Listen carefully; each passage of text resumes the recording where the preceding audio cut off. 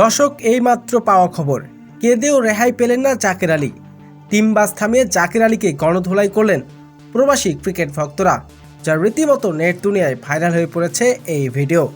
দর্শক, জানতে হলে ভিডিওটি না টেনে সম্পূর্ণ দেখার অনুরোধ রইল। এশিয়া কাপের গুরুত্বপূর্ণ ম্যাচে ব্যাট হাতে বাজে পারফরমেন্সের কারণে লজ্জাজনকভাবে হেরেছে বাংলাদেশ পাকিস্তানের কাছে, যেখানে বাংলাদেশকে 136 রানের টার্গেট দিয়েছিল পাকিস্তান। এই রান করতে পারলেই খেলতো ফাইনাল, এমনটাই আশা করেছিলেন ক্রিকেট ভক্তরা। তবে এবারে এশিয়া কাপে ভালো খেলতে পারেনি কাপ্তান জাকের আলী, দলকে দিতে পারেনি কোনো সার্ভিস।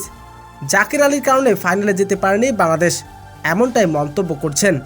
পাকিস্তানের দেওয়া 136 রান চেঞ্জ করতে পারলেই বাংলাদেশ খেলবে ফাইনাল, অন্তত ভারতের বিপক্ষে ফাইনালে যেতে পারবে বাংলাদেশ, এমনটাই বুক ভরা আশা নিয়ে মাঠে খেলা দেখতে এসেছিল প্রবাসী ক্রিকেট ভক্তরা। তবে হতাশ করেছেন সেই ক্রিকেট ভক্তদের।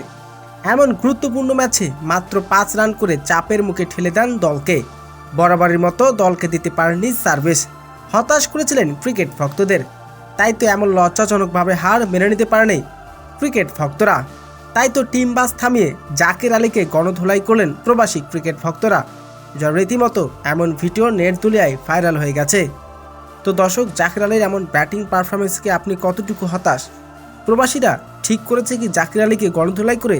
দর্শক, জানিয়ে দিন আপনার মূল্যবান মতামতটি কমেন্ট বক্সে।